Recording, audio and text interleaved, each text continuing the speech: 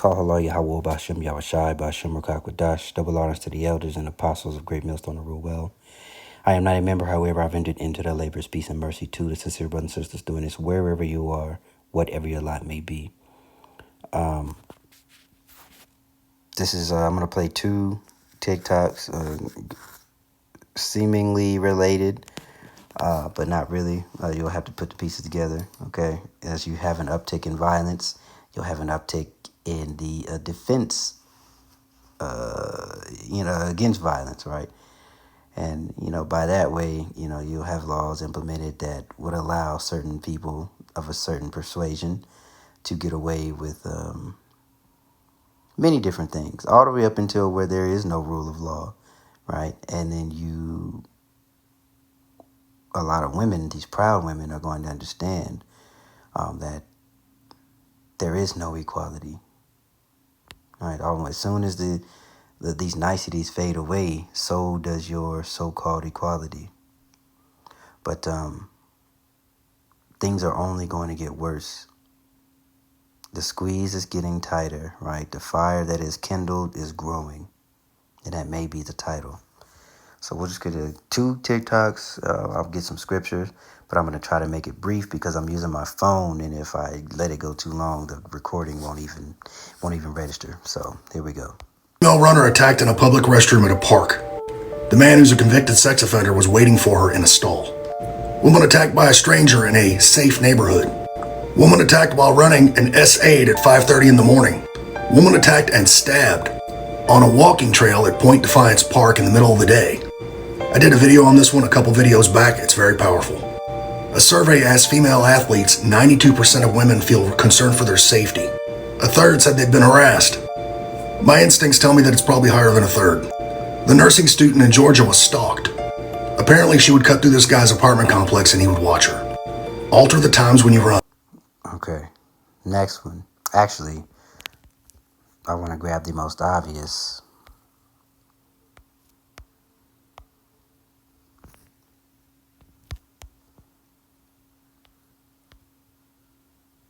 Straight to the point, Isaiah 32:9. Rise up, ye women that are at ease. Hear my voice, ye careless daughters. Give ear unto my speech. Many days and years shall ye be troubled, ye careless women, for the vintage shall fail, and the gathering shall not come. Tremble, ye women that are at ease. Be troubled, ye careless ones. Strip ye and make ye bare, and gird sackcloth upon your loins. So all of that pride and the disrespect, all of that is going to come to an end. But that's not the point of this video. The point of this video is, excuse me, is to show the uptick in this violence against, and even younger girls. A lot of these migrants that are crossing the border that aren't, they want to say Hispanics, but a lot of them are Chinese. A lot of them are from African nations, or so-called African nations, Kemetic nations. Some are from the so-called Middle East, right? There's some Syrians, refugees. There's a lot of different folks that are coming through. And it has been an uptick in them breaking into houses and either taking what they want, be it physical or intimate. Okay? So bear that in mind. Soon, murdering undocumented migrants in Arizona could be legalized. Yes, you heard me right. That's if Republicans in Arizona who introduced a bill this week, HB 2843, which would legalize the killing of undocumented migrants on suspicion of trespassing, get it their way. As we all know, migrants often have to cross farmland and ranches like this one in Arizona that sits at the state's border with Mexico. Right now, there is an Arizona law known as the Castle Doctrine, which allows the use of deadly force against home intruders. Right, so that Castle Doctrine, I'm going to speak for you have to be within four walls, like something that represents a domicile, okay? That's housing. What they want to do is expand that to land. Now, some folks in Arizona, I go back and forth between Arizona and Texas. A lot of folks own a lot of land, or very few folks own quite a bit of land. So, folks maybe just be trying to get through doing whatever it is they need to do, and then boom. And Esau, they going to make a sport out of it, right? They are going to sit up on hills and hunt people like deer. But again, that is going into that all hell breaking loose. Okay, so if they do pass this bill, a lot of these folks will get off scot free, and that's gonna push riots. That's going to push the anger of people. Are they gonna cause the anger of folks to overflow? You have retaliation, all right, and then you have the media that will be pushing the narrative, making Jake the face of it when there are many others. Basically, just from within, this place is going to implode.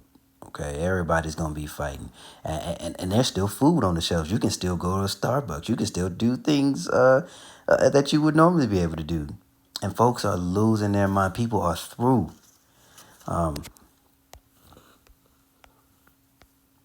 Let's get the second Esdras.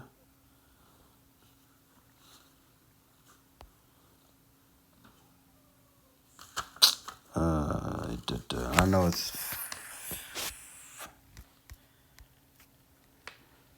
So I want to make it brief, but I don't want to short myself, or short the spirit, should I say. Second Esdras 8:50. For many great miseries shall be done done to them that in the latter time shall dwell in the world, because they have walked in great pride. All right, and he's speaking about our people. But again, I did mention that Jacob's trouble is hell for everyone, especially for 2/3 of our people. But understand thou for thyself, and seek out the glory, and for such as be like thee. So he goes down to explain, for those that are doing their best, if we want to equate it to the time now, doing their best to be under the righteous vibration of Yahweh Bashim Yahushai, right? Dying to the flesh, denying the flesh, not walking in the ways of the world, but walking in the ways of the scriptures, right? Seeking the old paths, okay? And then in the highlighted portion, we're going to go down to 56, because it's going to go back to talking about the wicked, okay? So for when they had taken the liberty, they despised the Most High, though thought scorn of his law, and forsook his ways. And you hear that a lot. Well, not so much more now, but people still scoff. People still talk shit. People still say things. Why you worry about that Sky Daddy? Or they try to mock, because they want to link it to Christianity. At the end of the day, these folks have no understanding. It is no light in their eyes. They were born to be judged at this. Basically, they were born to deny the truth, live in foolishness, live in serving their flesh, letting their belly be their God, just to receive that ultimate judgment that is coming down the pipe so quickly. Verse 57, moreover, they have trodden down his righteous, and said in their hearts that there is no God, yea, and that knowing they must die. For as the things aforesaid shall receive you, all right, so the good that going to receive those that, Esdras represents the remnant, okay, so I'll reread it. For as the things aforesaid shall receive you, so thirst and pain and are prepared for them, okay, complete contrast. For it was not his will that men should come to naught, but that they which be created have defiled the name of him that made them, and were unthankful unto him which prepared life for them. And therefore is my judgment now at hand.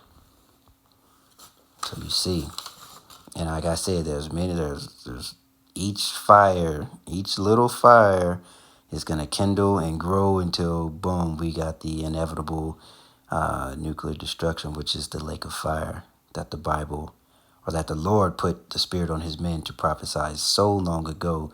And there they are back now prophesying with the full understanding. All right. Of course, since we're in second Esdras, we got to get 15. Absolutely have to get 15. And then we'll get one more, and that'll be the video. Oh, dang. All right. Second Esdras 15. We're reading the blue highlighted portion. That's 14. On down. Woe to the world and them that dwell therein, for the sword and their destruction draweth nigh, and one people shall stand up and fight against another. Swords in their hands. That could be guns, actual knives, anything. Basically, all out chaos. All right, this place is going to implode from within. Neighbor against neighbor, Egyptian against Egyptian, right? Verse 16, for there shall be a sedition among men, and invading one another, and they shall not regard their kings nor princes, and the course of their actions shall stand in their power. All right, because nobody's going to care about what these politicians are saying.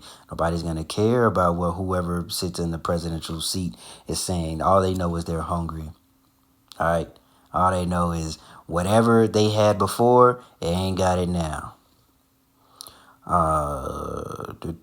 17, and a man shall desire to go into a city and shall not be able, for because of their pride the city shall be troubled, the houses shall be destroyed, and men shall be afraid, men and women, especially women. A man shall have no pity upon his neighbor, but shall destroy their houses with the sword and spoil their goods because of the lack of bread for great tribulation. And remember I said, folks are through. They all have lost their mind, and you can still get food. So, what do you think? How bad do you think it's going to get when all of these niceties, when all of the infrastructure that we us former Babylonians, but as these Babylonians have been accustomed to? What happens when they lose that? What happens when people who don't go 1 hour without stuff in their face have not eaten in days? All of this is coming to a head. So we'll finish out, since I mentioned fire, all right, we're going to finish out in Luke. And I believe some of y'all know where I'm going.